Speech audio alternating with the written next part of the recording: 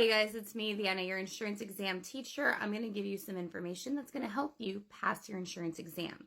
So this topic is one that a lot of people get confused on the exam and that they tend to get wrong. Now there's 4 parts to this specific topic, and I'm going to show you how to remember it quickly and easily. And when you sit down and take your test, you're going to be like, I got this. Anyways, this is what we're going to do.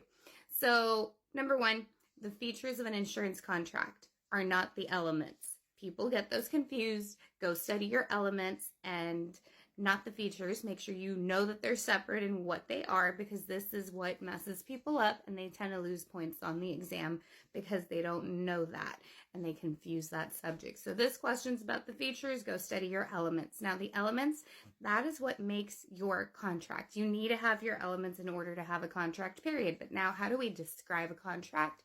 We describe them with the features. Number 1, an insurance contract is a contract of adhesion. I adhere, I say yes, I, the customer, the client says yes, sir, to the insurance company, because the contract of adhesion means it has one author, which is the company. They write it, they set the rules for us. We, the customer, decide, yes, I agree. I adhere when I pay my consideration. This is another tip. Consideration equals money in the insurance contract, in the insurance world, right? I, the customer, pay my consideration each month, pay my money, or if it's bi-monthly, quarterly, whatever, however you decide to pay your contract, right? But whatever. I pay my consideration. That is my value that I'm giving the company. They are promising that they're going to pay the death benefit or a payout or whatever. They're going to make that payment when it's their turn to make the payment. That is their consideration. That is the contract of adhesion. I, the client, adhere to what the company says, because there's one author to this contract. The company made the contract, the company wrote it. So whenever you go to court, let's say that you have a client who says, I know that I can see this specific bit of information, interpret it like this, but it really means that, or this is what the company meant, this is how I interpret it, and both interpretations make sense. Now, the courts are going to side with the customer always, because that is unclear language in a contract. So which is a big no-no. The next one, the number 2 feature that I'm going to talk about is aleatory. And every time you say the word aleatory, I want you to do this, like 2 scales that are totally uneven, because a contract, a life insurance contract, is a legal bet.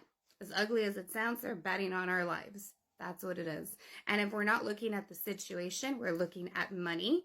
Who ends up at the end of the day with more money? That is what we're looking at. So let's say that you have a customer sign a contract. He's going to pay $100 a month for $100,000 in coverage, and he dies 4 months later. The company got $400, but they're going to pay out to the beneficiary $100,000. At the end of the day, the company lost that bet. They lost $100,000 and they only made $400 off of that deal.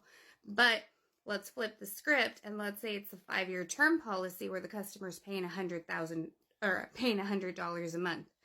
Didn't pass away, policy expired, they didn't get their money back. Now the company made $1,200 off of that client for 5 years, and they paid the client or the beneficiary nothing. They pure profited that. So that's number 2, your aleatory, unequal exchange elements. So every time you hear that word, aleatory, unequal exchange.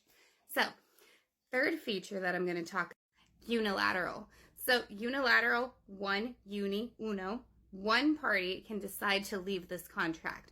Only one party is legally bound to anything in the contract. The customer can say no thank you and leave. So one party can go, right? The customer can call the company, be like, I'm done with this policy, I want to cancel my policy.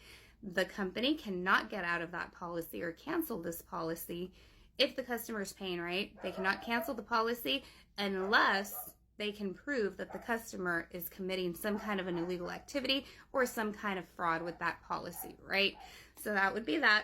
And the last one is conditional contract. An insurance contract is conditional, so which means that the customer has to meet certain conditions, and so does the insurance company, in order for the contract to be legal.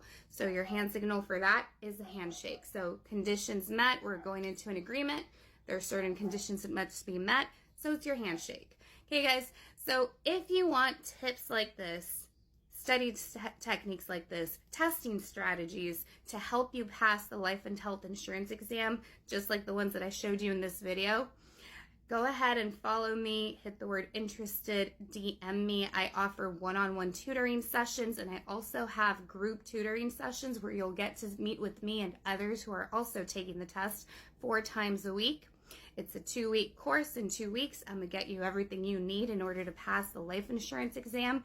And like I said, follow me, DM me, and that way when you take the test, after you study with me, if you give me those 2 weeks and study and dedicate that time to it, I promise you, you're gonna sit down in that test, be like, I got this, and you're gonna pass.